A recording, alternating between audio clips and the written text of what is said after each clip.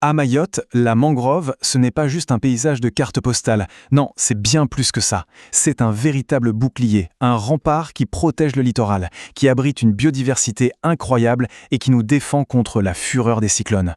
Sauf qu'aujourd'hui, cet écosystème qui est si essentiel pour l'île, eh bien, il est gravement menacé. Regardez bien ces deux images. D'un côté, on a la vie, cet enchevêtrement de racines qu'on appelle les palétuviers, qui ancrent la terre, qui nourrit le lagon.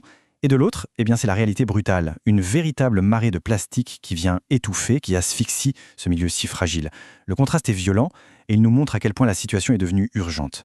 Il faut bien comprendre que le rôle de la mangrove, il est fondamental. C'est à la fois une barrière naturelle contre l'érosion, une pouponnière pour des milliers d'espèces de poissons, de crabes, et donc forcément c'est un pilier de notre économie locale, en particulier pour la pêche. La détruire, c'est un peu comme scier la branche sur laquelle toute l'île est assise. Et attention, ce n'est pas juste une petite inquiétude, c'est une alerte officielle, très sérieuse, de l'Union internationale pour la conservation de la nature. Le statut en danger critique, il faut savoir que c'est le tout dernier palier avant l'extinction pure et simple. Autrement dit, le temps des discussions est terminé, il faut passer à l'action. Alors, la question qu'on se pose tous, c'est comment en est-on arrivé là ? Pour le comprendre, il faut regarder de plus près un ensemble de facteurs, un mélange de pression qui est devenu tout simplement insoutenable pour cet écosystème. Cette image, elle se passe de commentaires. La pollution par les déchets, c'est la menace qu'on voit tout de suite. Mais ces plastiques, ces détritus, ils ne font pas que rendre le paysage horrible. Non, ils étouffent les racines, ils contaminent le sol et ils empoisonnent littéralement la faune. En fait, cette dégradation, c'est le résultat d'une accumulation de problèmes. Vous avez l'urbanisation sauvage qui grignote la mangrove petit à petit, l'agriculture et l'élevage qui empiètent sur ses bordures, les rejets de déchets qui sont constants, et comme si ça ne suffisait pas, on a la prolifération des campements précaires et bien sûr les ravages du récent cyclone Chido qui a littéralement dévasté des zones entières. Maintenant, il faut qu'on aborde un aspect plus délicat, mais qui est absolument incontournable pour comprendre le problème dans son ensemble, la dimension humaine et migratoire. Et on va le faire en s'appuyant uniquement sur les faits. Voilà la situation. Depuis plusieurs années, Mayotte fait face à une forte immigration. C'est une conséquence directe des crises économiques, politiques, climatiques qui secouent la région. Et faute de politique d'accueil et de relogement qui soient adaptées, des personnes, des familles entières qui cherchent juste la sécurité, se retrouvent sans aucune autre solution que de s'installer là, dans ces zones naturelles. Et c'est là qu'on se retrouve face à un vrai paradoxe. D'un côté, on a une politique qui se concentre sur le contrôle migratoire, avec des démantèlements de camps à répétition, et de l'autre, on a l'urgence écologique qui, elle, exigerait des solutions stables et durables. Parce que sans programme de relogement, chaque démantèlement ne fait que déplacer le problème, et bien souvent, c'est encore plus loin dans la mangrove, ce qui ne fait qu'aggraver les dégâts. Concrètement, sur le terrain, l'installation de ces camps a des conséquences vraiment désastreuses. On coupe les arbres pour construire les abris. Le sol vaseux, qui est pourtant essentiel à la vie de la mangrove, il est piétiné, compacté et il devient stérile. Et puis évidemment, sans aucun système sanitaire, c'est une pollution directe par les déchets et les eaux usées. Mais attention, ce constat, aussi alarmant soit-il, ne doit surtout pas nous faire baisser les bras.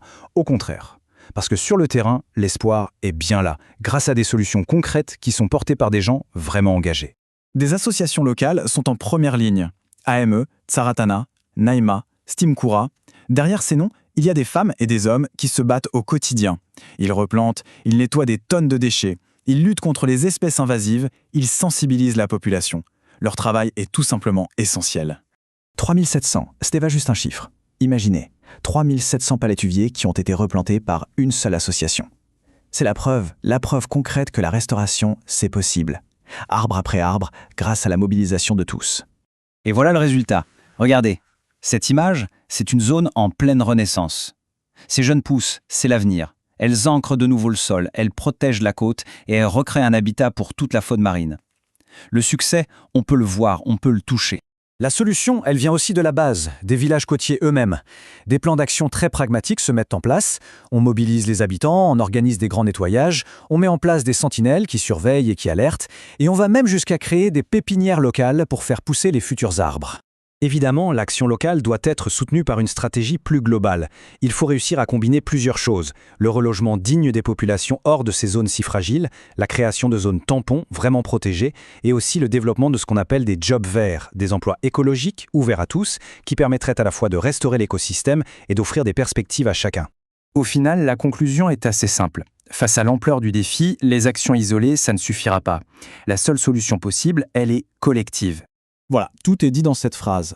On ne peut plus continuer à opposer la protection de l'environnement d'un côté et la gestion des questions humaines de l'autre. En réalité, les deux sont intimement liés. Sauver la mangrove de Mayotte, ça passe obligatoirement par une prise en charge digne et structurée de la question migratoire. Cet avenir-là, il est possible. Une mangrove restaurée, pleine de vie, qui joue à nouveau son rôle de bouclier et de nurserie. C'est vers cet objectif que tous nos efforts doivent converger. Non, vraiment rien n'est une fatalité. La situation qu'on vit aujourd'hui, c'est le résultat de choix ou de non-choix qui ont été faits par le passé. Ça veut donc dire qu'on a le pouvoir aujourd'hui de faire d'autres choix, de prendre d'autres décisions et d'inverser la tendance. Au fond, la vraie question, c'est peut-être celle-ci. Protéger cet écosystème, ce n'est pas juste une question d'environnement, c'est une question de sécurité pour tous, de souveraineté alimentaire, de cohésion sociale. Ensemble, habitants, élus, associations, nouveaux arrivants, il est possible d'agir. Car protéger la mangrove, en fin de compte, c'est tout simplement protéger l'avenir même de Mayotte.